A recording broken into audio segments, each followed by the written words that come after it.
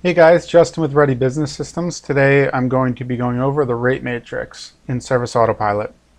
If you don't currently have Service Autopilot, we can get you set up and get your sign-up fee waived, so definitely check out the website there, readybusinesssystems.com. But I'm going to go over the rate matrix. It will help you get your estimates out a lot faster, and it also makes sure that you have uniform pricing no matter who's running up your estimates. The first thing you're going to want to do is collect plenty of data. You're going to want to do jobs whether you're doing them yourself or your crews are doing them. You're going to want to somehow track data so you can get a gauge of how long these jobs are taking. So if you're doing spring cleanups, for example, you're going to want to get the square footage of every spring cleanup you do and how long they take. That's information you're going to need. Again, the square footage of the property and how long that job takes you. That's where you're going to need to build these out. So in this example, I'm doing spring cleanup. So we have both a renewal service and a square foot service. So these are calculating different. So as you can see in this one, calc stands for number of hours. So we do this as renewal because we look and see how long they took and then we quote them for that number of hours that we know. Whereas this one is spring cleanup square footage. So when we don't know how long something takes, we're going to bid it based on historical data averages that I just explained to you how to figure out of how long it takes per square foot. So in this example, on this budget hours column, on a big overall average to do a 5,000 square foot spring cleanup, it takes our company 3.7 man hours. Here, to do a cleanup that takes 5 hours, it takes 5 hours. So these are set up differently, so I'm going to go over how that works. Quantity is how many you're going to do. So if you're going to do 3 spring cleanups, and then the price that's calculated here, the budget hours that are calculated, the total budget hours, your costs associated with that, total costs, and your margins. So I don't necessarily use these parts, but for bidding jobs, this is what you're going to want to plug in. Basically, the calc and quantity, and that should give you the rate. So I'm going to start out here with this renewal service. So here's the renewal service. To get to the screen, it's under Settings, Services, and then Rate Matrix tab I'm on. So this part where they explain it is a little confusing, but you have 2 options here. You have calc times quantity times rate times visits, or just quantity times rate times visits. It's how it's going to calculate your number. Your price. So if you're getting some giant price you weren't expecting, it's probably because you have this set up wrong. So in this example, it's set to quantity times rate times visits because it's pulling the data for the calc field. To clarify that, 5 hours, it's going to reference the rate matrix, and then we're going to multiply the quantity times the rate only. We're not going to do 5 hours times the quantity times the rate. I know it's a little confusing, but hopefully it gets clear as we keep going through this. So in this rate matrix for renewal, we say anywhere from 0 to 3 hours. So again, this is referencing the calc field. It says it right here, the rate matrix from and to values key off the calc field. So from 0 to 3 hours, it's going to be $255. It's going to be 3 budgeted hours and the budgeted cost. I have some elaborate spreadsheets as well. That we can get into in other videos, but I'm not going to get into that now, to come up with this pricing. Every 0.01 hour, again, this calc, in this example, the unit for calc is hours.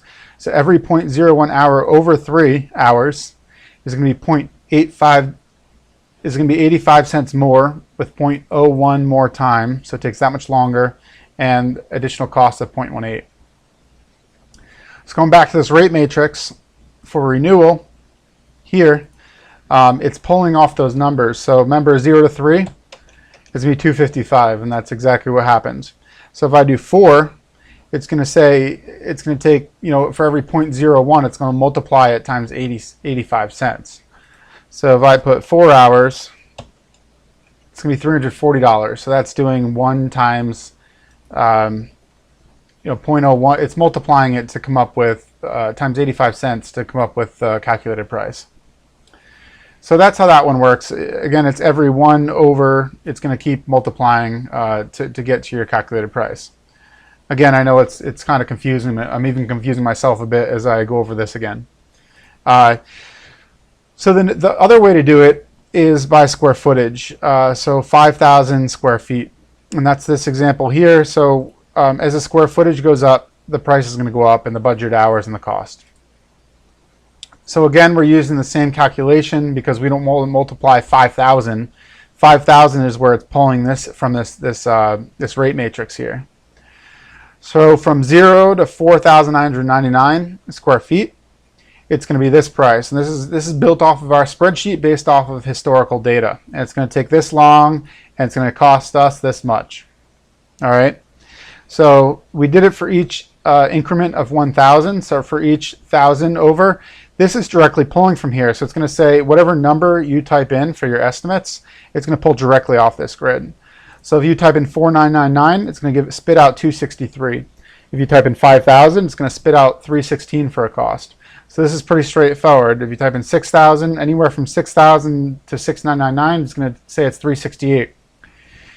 When it gets to 9,999, so essentially we give prices, different prices for each 1,000-foot increment, and then it will pull off this calculation here.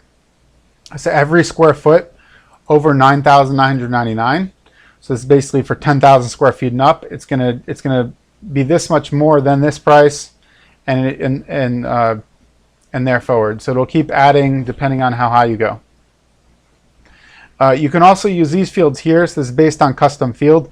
So in this example, we keep track of all of the square footage for our clients' properties, which I'll show you in a second, and it will pull off of that, so you don't actually have to type in this number. So if this client has 5,000 square feet in that field right there, turf square footage, then it's going to pull that number and put it directly on the estimate. It just saves one step. You don't have to type in 5,000. It'll pull it from the client's account. So down here, turf square footage, 20,000.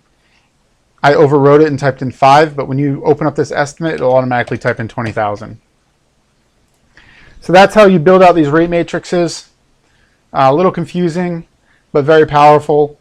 In these examples, I did not use this calc times quantity times rate times visits.